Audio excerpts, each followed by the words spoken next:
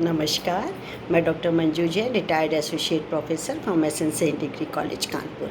जी हाँ, पिछले कई महीनों से मैं और आप नामक शीर्षक के अंतर्गत जीना इसी का नाम से मैं वीडियो शेयर करती हूँ।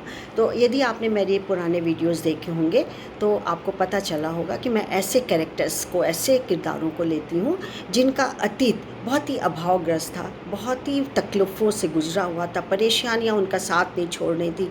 एक के बाद चुनौतियाँ उनको मिलती जा रही थी, फेल्योर हो रहे थे, लेकिन अपने दुस्साहस से, अपने जुनून से, अपने जज्बे से उन्होंने उस चुनौती को हराया, डट करके सामना किया और कहाँ से कहाँ पहुँच गए कि लोग उनसे प्रेरित होकर के आज वो काम कर रहे हैं जो उन्होंने कर दिखाया। तो आज भी मैं ऐसे ही किरदार को लूँगी जो कि जिनका जीवन भी टूटा हुआ था, जो कि बार बार सीढ़ी चढ़ने के बाद लुढ़क पड़ते थे, नीचे गिर पड़ते थे और निराशा उनका दामन नहीं छोड़ पा रही थी। लेकिन कुछ ऐसा था कहीं जो कि उनको अपनी मंजिल तक पहुंचा के ही मिला। तो चलिए मैं बताती हूँ ऐसे किरदार के बारे में। तो क्या है कि एक बार की बात है कि एक व्यक्ति था, नाम अभी बताती हूँ, चलिए बता देती हूँ। उसका नाम है स्टीफन किंग, ठीक है। तो अब कैसे और बड़े लेखक बने ये तो बाद में ही बताऊंगी। तो क्या है, एक दिन उनके हाथ से फिसला जा रहा था। सुबह से शाम हो रही थी, शाम से रात हो जाती थी, फिर सवेरा हो जाता था और कामयाबी जो कि थी उनके हाथ से निकलती जा रही थी। और वो लिखना चाहते थे लेकिन शायद भाव नहीं था, वो रह जाता था, शायद मंजिल तक नहीं पहुंच पा रहे थे।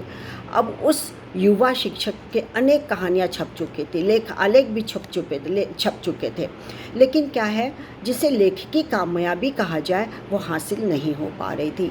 3 उपन्यास नाकाम हो चुके थे। कोई प्रकाशक जो कि था, कोई भी छापने को तैयार नहीं था। लिखने में तो वो कभी भी पीछे नहीं हटे, खूब मेहनत करते थे, खूब लगन से लिखते थे, है ना। लेकिन क्या होता कि कहीं ना कहीं कमी हो जाती और लोग उसको रिजेक्ट कर देते थे। वो लगातार कुछ न लिखना चाहते थे, लेकिन कोई भी प्रकाशक तैयार नहीं होता था, क्योंकि ऐसी कोई किताब ही नहीं आई थी जिसे लहरा करके खुद को साबित किया जा सके। निराशा थी उनके मन में, और निराशा के ऐसे ही दिनों में एक बार क्या हुआ कि 3-4 पन्ने उस युवा ने लिखे, एक कहानी का टुकड़ा था शायद, और खुद के मन में खारिज कर दिया। तो पन्ने को तोड़ मरोड़ के गुड़मुड़ करके उन्होंने उसको कूड़ेदान के हवाले कर दिया। वक्त बुरा उस समय ऐसा चल रहा था, ख्याल भी बुरे आते थे। लगता था विचारों का तो जैसे टोटा ही हो गया है, भाव का अकाल पड़ गया है, और शब्द तो जैसे रूठ कर के चलते ही बने हैं। शायद ही मैं दुनिया का सर्वकालिक हारा हुआ व्यक्ति हूँ, वो सोचा करते थे। पता नहीं कभी जीत नसीब होगी भी कि नहीं होगी, मेरे जीने का क्या फ़ायदा, मेरे लिखने का क्या फ़ायदा है, क्यों नहीं भाव में आ रहे हैं, क्यों नहीं प्रकाशक मेरे से जो कि अप्रोच करते हैं।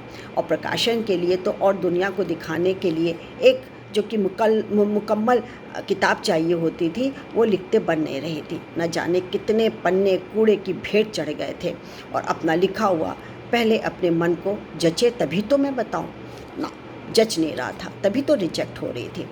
और ऐसे बुरे ख्यालों के साथ वह दिन भी ख़त्म हो गया। अगले दिन जब वो पढ़ा कर लौट रहे थे तो उनकी पत्नी ने वही 3-4 जो मुड़े तोड़े कागज़ थे उनको सीधा अलग अलग करके सीधा किया।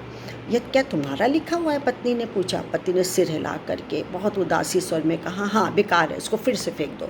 पत्नी ने कहा, नहीं ये तो अच्छा है, क्यों फेंक दिया, ये तो आगे लिखने लायक है, इसे तुम आगे बढ़ाओ। थके हुए पति को अच्छा नहीं लग रहा था।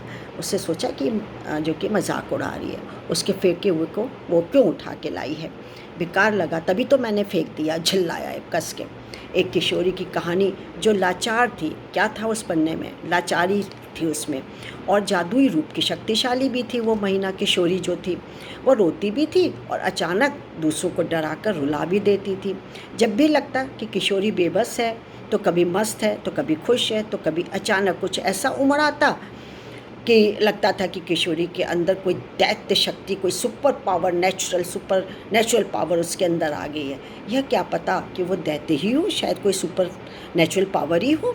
संयोग है, 3 पन्नों में बिखरी ये भयानक रस में पगी हुई अधूरी कहानी पत्नी टेबिथा नाम था, वो अच्छी लगी थी। वो कूड़ेदान से उठा लाई थी। हर महिला के अंदर एक किशोरी होती है, ये तो पता ही, और एक बच्ची भी छुपी होती है, यानी बचपन भले ही चला जाए, बचपना नहीं जाता।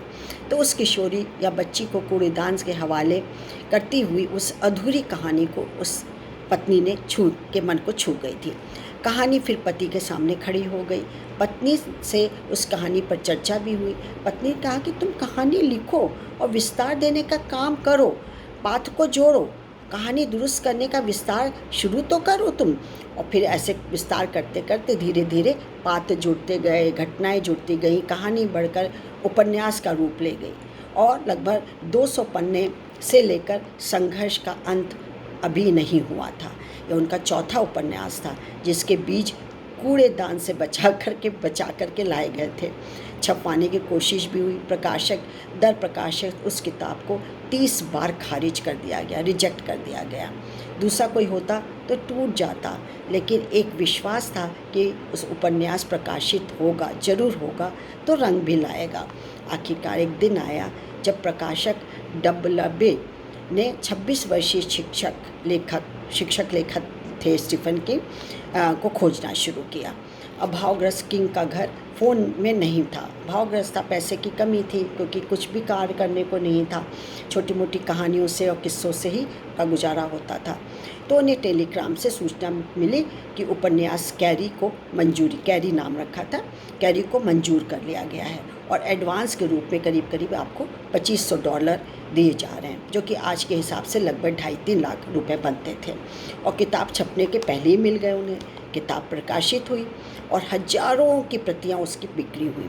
कुछ ही महीने में उसका पेपर बैक अधिकार बेचकर किंग भी करोड़पति बन गए थे, करोड़पति लेखक बन गए थे। अब तक स्टीफन किंग की 200 से भी ज़्यादा कहानियाँ लिख चुके हैं और 61 या 65 से भी ज़्यादा उपन्यास, एक से बढ़कर एक।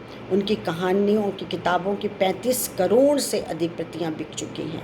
किंग दुनिया के सबसे अमीर लेखकों में आज गिने जाते हैं। जिसके पास पैसे नहीं थे उसके पास देखिए आज मतलब फ़ोन भी नहीं था, पैसे भी नहीं थे इतने कि वो फ़ोन खरीद सके या कांटेक्ट का किसी साधन कर सके, नहीं था। लेकिन आज दुनिया के अमीर लेखकों में उनके सबसे अमीर लेखकों में उनकी गिनती की जाती है। और जिस इस उपन्यास को शुरू होते ही कचरे के डिब्बे में फेंक दिया गया था, जिसे 30 प्रकाशकों ने खारिज कर दिया था, रिजेक्ट कर दिया था, उसने स्टीफन किंग की किस्मत ही बदल दी। और कैरी जो कि उपन्यास लिखा था, कैरी उपन्यास पर वर्ष 2013 में फिल्म भी बनी है। अक्सर यह चर्चा होती रहती है, कैरी की कहानी यदि कचरे के डिब्बे से उठकर नहीं आती तो क्या होता, कौन करता ये। हमारी दुनिया में कचरे के डिब्बे भी निर्णायक होते हैं, निर्णय लेते हैं, और वो पत्नियां धन है जो लोग भी और जो उन पर भी आखिरी निगाह फेर लेते हैं और पहचान लेते हैं कि इसमें कहीं ना कहीं आत्मा है, भाव है, शब्द है, कुछ तो है जो कि उनको प्रसारित करने से ख्याति भी मिलेगी, पैसा भी मिलेगा और नाम भी होगा। तो ऐसे थे स्टीफन किंग। तो दोस्तों, यदि चुनौती का सामना करना है, बार बार फेल होना है, लेकिन सफलता आपको मिलनी है, तो आप उन चुनौतियों का सामना करिए। वो पीछे हटेंगी, 100% पीछे हटेंगी और एक ना एक दिन आपको मंजिल अवश्य मिलेगी। आज के लिए बस इतना ही। फिर मैं एक नए जीना इसी का नाम के किरदार के साथ उपस्थित होंगी। तब तक के मुझे आज्ञा दीजिए। नमस्कार। Thank you.